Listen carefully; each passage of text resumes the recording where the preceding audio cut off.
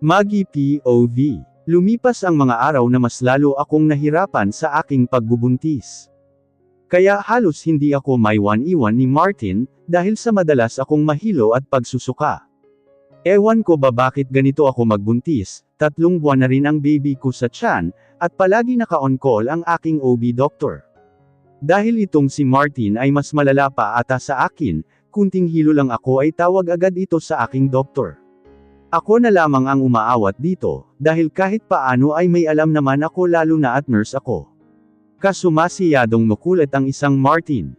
Kaysa mag-away pa kami, ay hinayaan ko na lamang siya.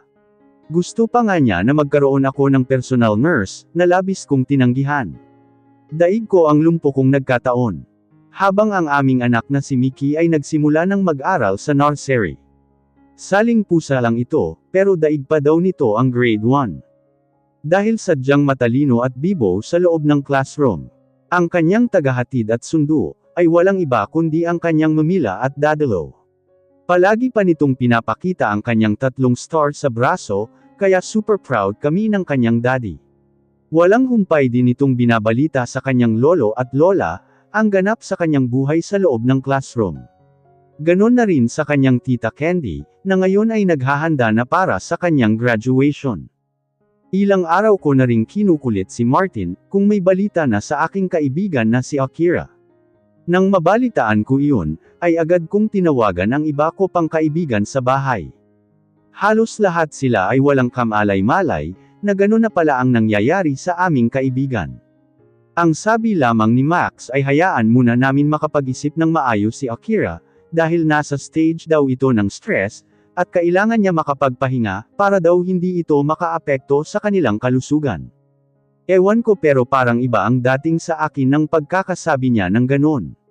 Dahil alam ko sa sarili ko na nahihirapan din akong magbuntis. Ewan ko ba pero parang tama ang instinct ko. Lahat sila ay nagulat nang ibalita ko sa kanila ang pinagbubuntis ko. Kaya sa darating na mga araw, ay dadalawin nila ako. Napabuntong hininga na lamang ako dahil kulang kami, wala si Akira. Hindi masaya pag kulang ang isa sa amin. Sana nga ay mahanap na siya, dahil lahat ng mayroong contacts niya ay disconnected. Nakakalungkot talaga. Kasalukuyan kami ngayong naglalakad-lakad ni Martin, sa labas ng kanyang mansion ngayong umaga, dahil kahit paano naman daw ay makapag-exercise ako. Kaya ko pa naman dahil maliit pa ang aking tiyan. Habang kakaalis lamang nila Mommy Alicia at Daddy Miguel, upang ihatid sa school si Mickey. Excuse me Sir Martin, may naghahanap po sa inyo. Tawag ni Nanay Lourdes. Who? Lelaine daw ang pangalan niya sir, sagot ni Nanay Lourdes. Okay, napatikos ang isang kilay ko sa aking narinig. Parang hindi ko gusto ang pangalang binanggit. Dahil iyon ang unang beses ko narinig ang pangalan na iyon, na may naghahanap kay Martin. Sinong Lelaine? Seryosong mukha ko. Napatigil naman si Martin at tumingin sa akin, matagal bago ito nakasalita bago sumagot sa akin. Friend, sagot na para bang nag-aalinlangan. Pakiramdam ko ay umakyat lahat ng dugo ko sa aking ulo sa sagot nito. Kailan pa ito nagkaroon ng babaeng kaibigan? At ang nakakainis pa, ay para pang pinag-isipan pa nito ang isasagot. Sigurado ka? Yeah, why? Puntahan natin sweetheart, ngumiti ito sa akin. Pero ang ngiti nito ay parang pilit lamang. Mas lalo lamang ako nainis dito. Pero nagpahila ako, dahil gusto ko ding makita kung sino ang Lelaine na iyon. Nang makapasok sa malaki at malawak na sala, ay nakita namin ang isang sophisticadang babae, na nakaupo patalikod sa aming gawi. Naramdaman ko ang pagpisil sa aking palad ni Martin. Tumikim muna si Martin, bago kami umupo malapit sa harapan nito. Napatitig ako sa itsura ng Lelaine na ito. Maganda at matangkad ito, dahil mahahaba ang 2 legs, nakitang-kita dahil sa suot nitong sobrang hapit, at maiksi na sexy dress. Nakataas pa ang buhok nito, na mukha talagang may masasabi sa buhay at professional. Good morning Mr. Martin Razon. And Miss Maggie, matamis na ngumiti ito sa amin, ngunit mas napansin ko ang pagtitig nito kay Martin. Parang umahan ang selos sa aking katawan, wala naman itong ginagawa, pero pakiramdam ko kailangan kong maging alerto, at baka makalimutan kong buntis ako, at pagsasapakan ko ang mukha ni Martin, kung sakaling magkamali ito ng galaw. "Good morning Miss Lelaine Flores," sagot ni Martin. Ngunit ako ay walang imik. "Kailangan na natin mapag-usapan ang magiging trabaho natin Mr. Razon." Nakangiti itong nakatingin kay Martin, at marahang napadako ang mga mata nito sa akin, na nagpapahiwatig na silang dalawa lamang ang pwedeng mag-usap, at hindi ako pwedeng makisali. Tumikim muna si Martin, at humarap sa akin. Masamang tingin ang sinalubong ko dito. "Sweetheart, sa kwarto ka muna, or kahit saan ka mas komportableng lugar, may mahalaga lamang kaming pag-uusapan." Trabaho o negosyo ang pag-uusapan?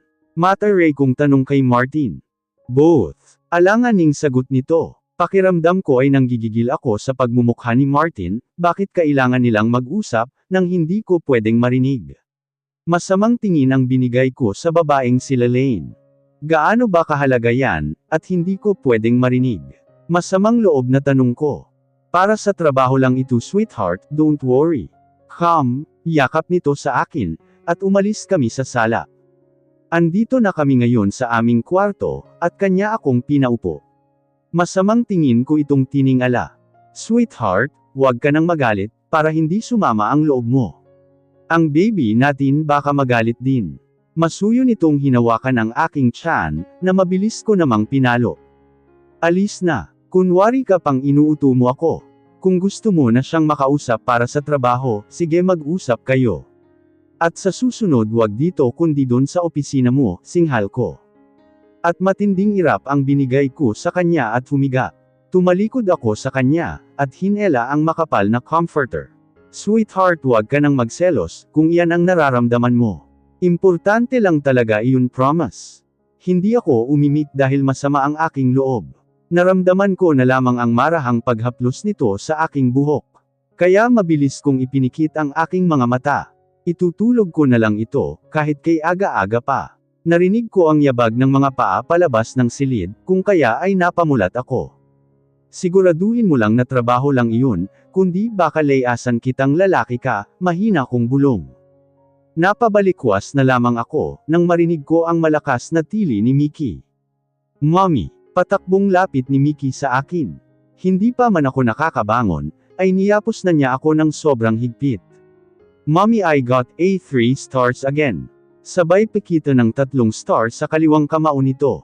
"Wow very good baby. Galing-galing talaga ng baby ni Mommy, masaya ko itong pinaghahalikan sa pisngi."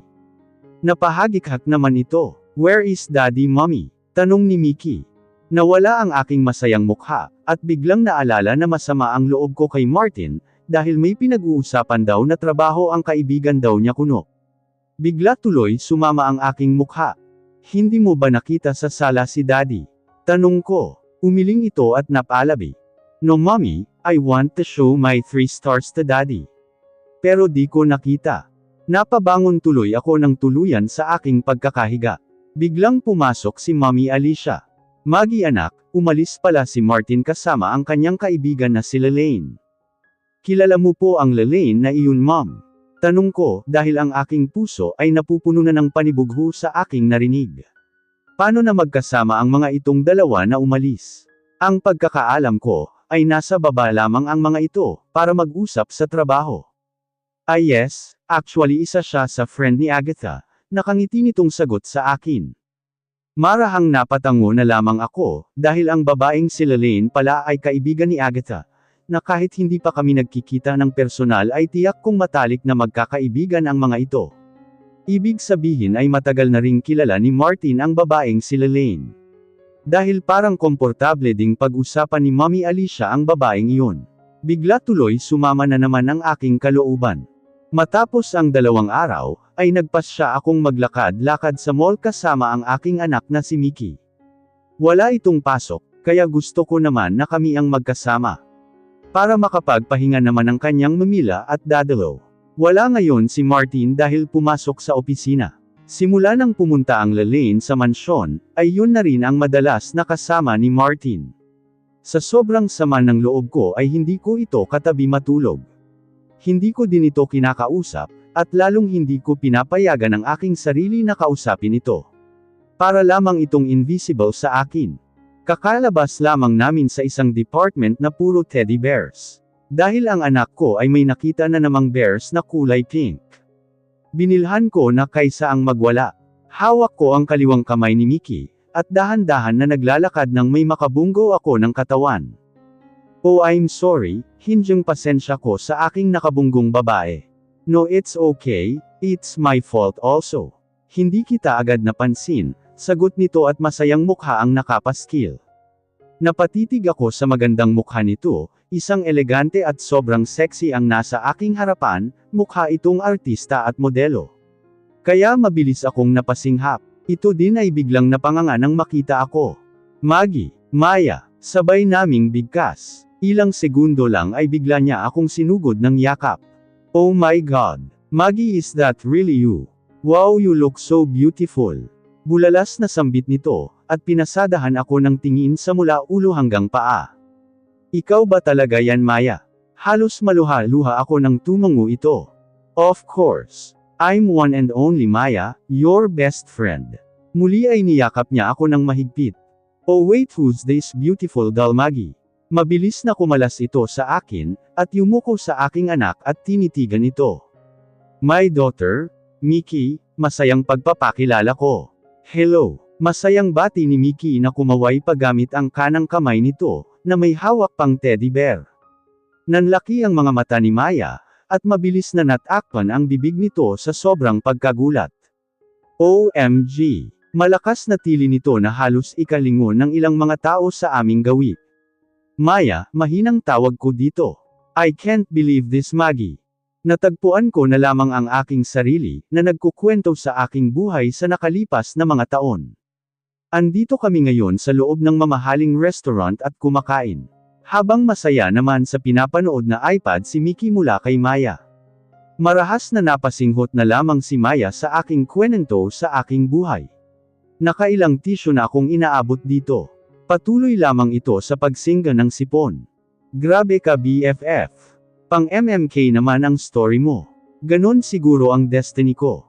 Kaya pala ng panahong na iyon, ay hindi ako mapakali, yun pala ganon na nangyari sa iyo. Kung sinabi mo sana sa akin iyan, edi sana natulungan na kita. Matapos ko itong mapatahan sa pag-iyak, ay ito naman ang nagkwento sa kanyang buhay. Naging successful na pala itong negosyante sa bansang Netherlands. Anden na din kasi nakatira ang parents nito. Busy ito sa pagiging career woman at hindi na nagka-love life. Kailan ka huling nagka-boyfriend? Tanong ko dito. Almost 2 years na rin. Bakit mo natanong? May irerekomenda ka ba? Natatawa nitong tanong sa akin. Biglang umilo ang aking isipan. Yes, meron. Nakangisi kong sagot. Siguraduhin mo lang na gwapo at mabango yan, Maggie. Naku, alam mo naman ang mga taste ko, never na nagbago, palatak nito. Sabay kaming nagtawanan. Dahil tama ito, masyado itong perfectionist sa lalaki. Sabagay sa kagandahang taglay nito, at maayos na pamumuhay. Dapat lamang dito ay kaparehas nito.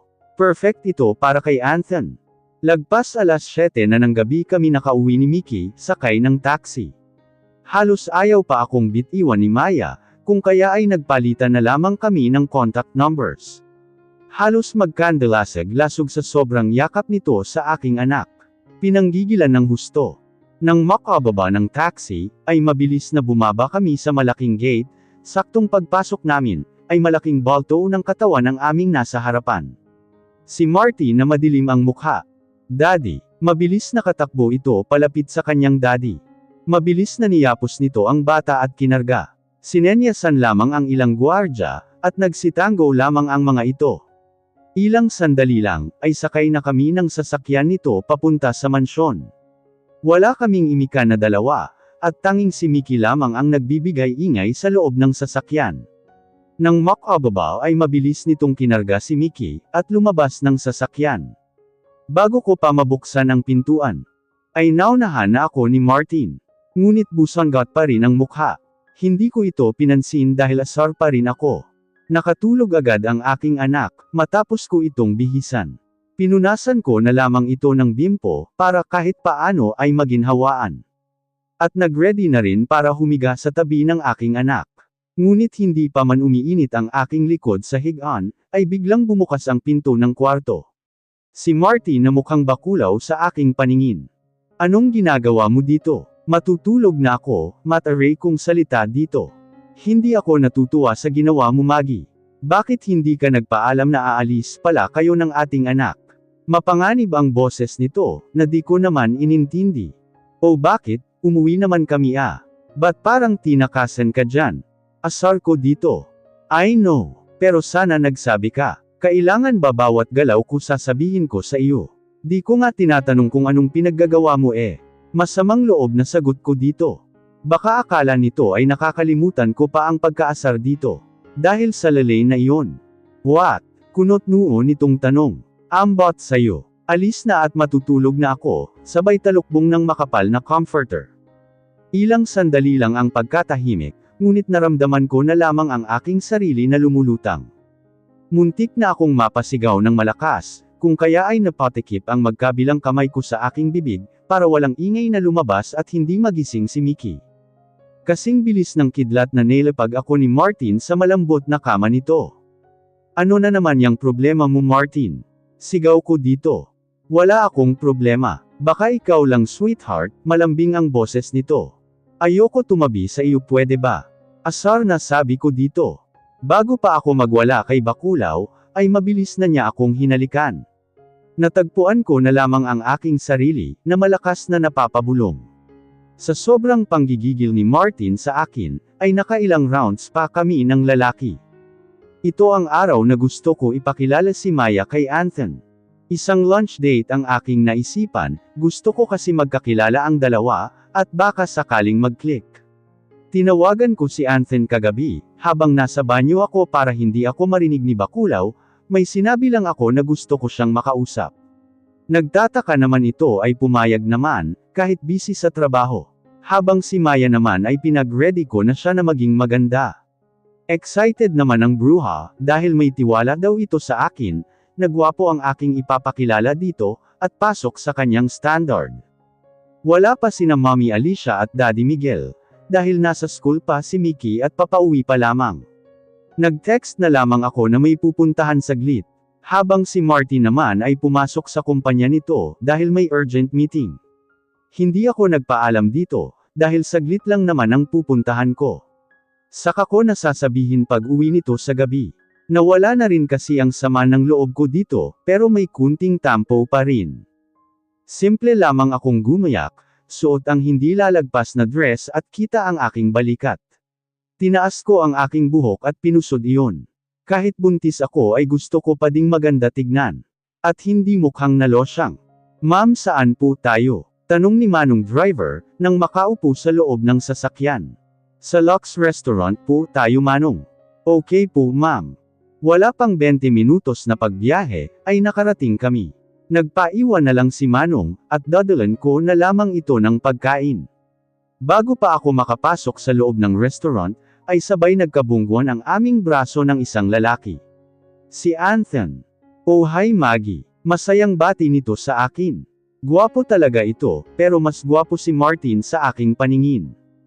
Anthony. Nakangiti ako dito. Inalalayan niya ako hanggang sa makahanap kami ng magandang pwesto. Pinaghila niya pa ako ng upuan. Tumikim muna ito bago nagsalita. Anong gusto mong food? Tanong ni Anthony nang makuha ang menu. Pwedeng mamaya na lang, may hinihintay pa kasi ako. Nagtataka ang mukha na napatingin ito sa akin. Is it Martin? Umiling ako. No, my friend, sagot ko. Okay. Ilang sandali pa ay nagtanong muli ito. Ano nga pala ang pag-uusapan natin, Maggie? Alam ba ito ni Martin? Baka mamaya sumulpat na naman Leon, at masapak ako ng tuluyan, natatawa nitong tanong sa akin. Natawa rin ako, dahil totoo naman iyon. Ibang klase kasi ang utak ni Martin. Sobrang seloso na akala mo ay laging aagawan. Wala lang, may gusto lang ako i-meet at gusto ko ikaw kasama doon. Napangisi ako dito. Nawala ang pagkakangiti nito, at kunot noon na nakatingin sa akin. What do you mean? Bago pa ako makasagot, ay nakita ko na ang magandang babae na nagpapalinga at may hinahanap. Mabilis na tinaas ko ang aking kanang kamay. Maya, tawag ko dito. Mabilis naman akong nakita ni Maya, at nakangiti itong naglakad sa amin. Nang makalapit ay pinaghila ko ito ng upuan, para katabi ko ito at katapat nito si Anthony, na ngayon ay napatulala sa aking kaibigan. Bingo! Anthony, this is my best friend since when I was in college. Her name is Maya, pagpapakilala ko sa aking kaibigan. Maya, this is Anthony. My boyfriend cousin. Nakita ko sa mukha ni Maya ang labis na pagkagulat sa harapan ni Anthony. Parang may something sa kanyang mga mata. Mukhang pasok na pasok sa banga ang taong nasa harapan nito. Lalo na si Anthony na hanggang ngayon, ay parang hindi kumukurap sa aking BFF. Napatikhim tuloy ako, dahil pakiramdam ko parang may namatayan sa amin sa sobrang tahimik. Ano guys, hanap na kayo ng foods? My treat? Nakangiti ako at pinaglipat-lipat ko ang tingin sa kanilang dalawa, na hanggang ngayon ay nakatingin pa rin sa isa't isa. Sandali, parang may kakaiba. Do you know each other? Di ko na napigil ang itanong. Parang biglang natauhan naman si Maya, at napatingin sa akin.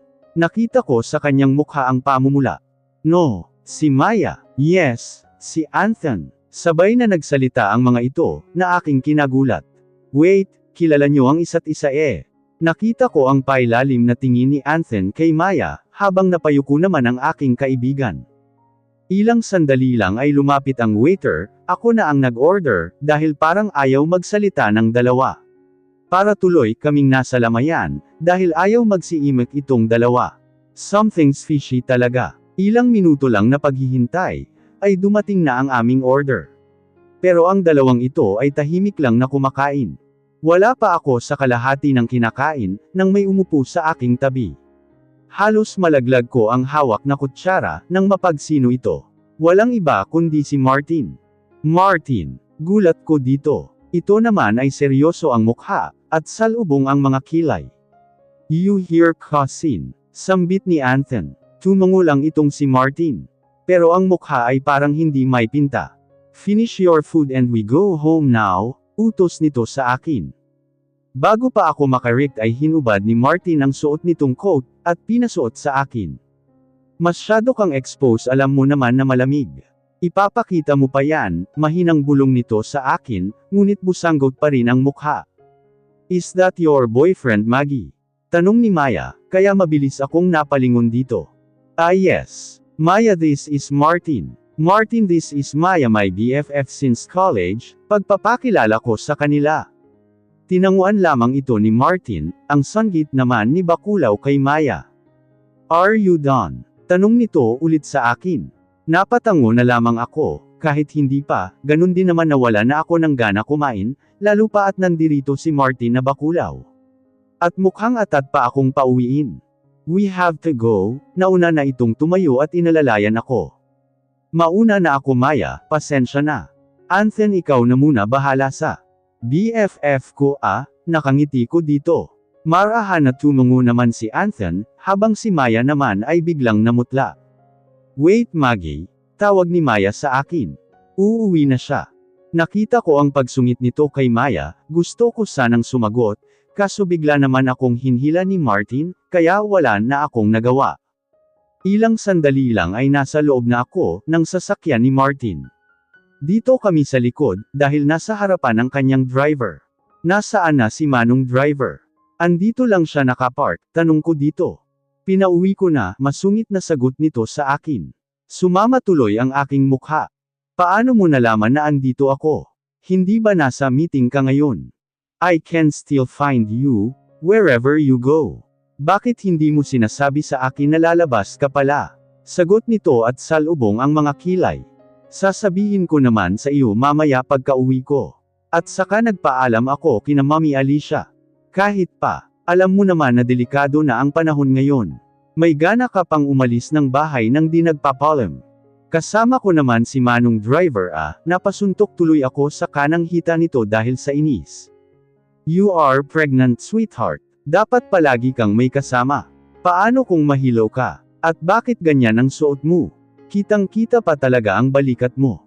Tapos kay Anthony ka pa makikipagkita. Busanggot na mukha nito. Hoy, hindi lang si Anthony ang kasama ko doon.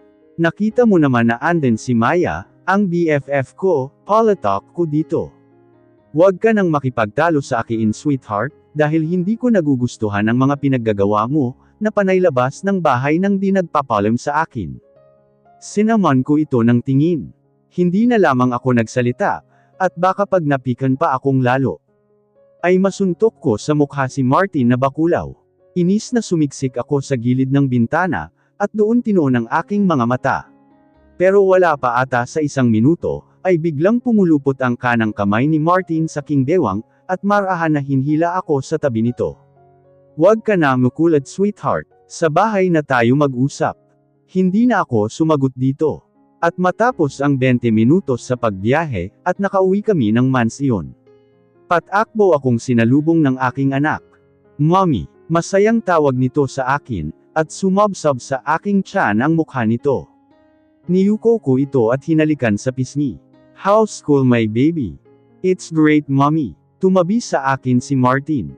Yay my daddy. Mabilis na nagpakarga naman ang bulilit sa kanyang daddy. Come, we can go to our room. Sabi ni Martin, ay hinhila ang kaliwang kamay ko. Kinagabihan, andito kami ngayon sa loob ng silid ni Martin. Nakahiga ang aking ulo sa kaliwang braso nito, at ako naman ay nakayakap sa kanyang malaking katawan. Sweetheart, ano sa tingin mo ang mas maganda? Church, garden or beach? Pwede din sa ibang bansa, biglang tanong ni Martin sa akin. Napadilat ang aking mata sa tanong ni Martin. Nagtatakang napabangon ang aking ulo, at tinitigan si Martin. Ano iyang tinatanong mo? Parang kasal naman yan.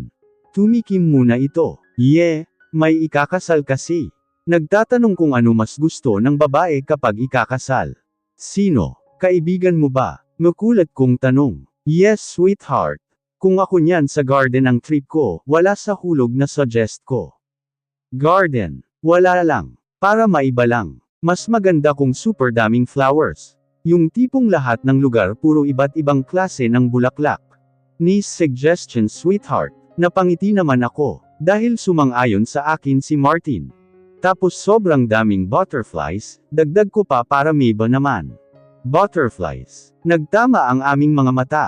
Tumungo ako. Oo, para may iba naman. Para hindi boring. Sabihin mo sa kaibigan mo bakulaw, kung kailan ang kasal, para naman makapag-prepare tayo. Gusto ko maging maganda kaming dalawa ni Mickey. Dapat parehas kami ng isusuot ni Mickey sabay haplos ng aking kamay sa kanyang malapad na dibdib. Gusto mo ba na parehas kayo ng gown ni Mickey sweetheart? Of course. Baby ko yun syempre. Ang tanong kung invited ka ba dun bakulaw Baka nag-suggest ka, tapos hindi ka pala invited, sayang lang yung naisip kong ideya, parang bata kong sinasabi yun. Mabilis na hinuli nito ang aking kamay, na kinukurot ko na ang pisngi nito. He chuckled. Ang cute mo talaga sweetheart. Invited tayo dun don't worry. Kailan naman yun ang mapaghandaan naman? Wala pang schedule sweetheart. Okay, sineksik ko ang aking mukha sa leeg ni Martin para amuyin iyon. Ang bango-bango talaga ng leeg mo. Anong nilagay mo dito? Parang show nga kung tanong dito. Naramdaman ko na parang nanigas ang katawan nito. Sweetheart, paos na boses nito. May umamoy ba ng leeg mo? Abnormal kung tanong dito. What? Baka sila Lane umamoy na sa iyo What the? Sweetheart. O ba't ka nagmumura? Minumura mo ako. Masamang loob na tinignan ko ito. Oh no, sorry. I mean, why did you say Lane? Paninigurado nito sa akin. Oo, baka mamaya inamoy-amoy ka na nun. Ilang araw ka nang busy sa trabaho mo. Hindi ba palagi kayong magkasama nun? Baka iba na ang tinatrabaho nyo Mapanghusga kong politalk dito. Sweetheart, masama ang mapagbintang. Guwapo man ako sa iyong paningin ay loyal din. Naninigurado lang ako. Mamaya katulad yan ni Hillary Virus. Hillary Virus. Kunot-nuo na naman itong napatingin sa aking pinagsasabi. Yes. Remember the girl who kissed you in your office? Pinaikot ko pa ang eyeballs ko, nang maalala ang eksenang iyon. Napatigil ito saglit, na para bang inaalala iyon. Maya-maya pa ay kumaibot ang labi nito. Matagal na iyon sweetheart, hindi mo pa nakakalimutan iyon. Umiling ako. Wala akong amnesia para hindi ko iyon makalimutan. I love you sweetheart. Huwag mo nang alalahanin iyon. Ang importante sa atin ay tayong dalawa, kasama ang anak natin na si Mickey.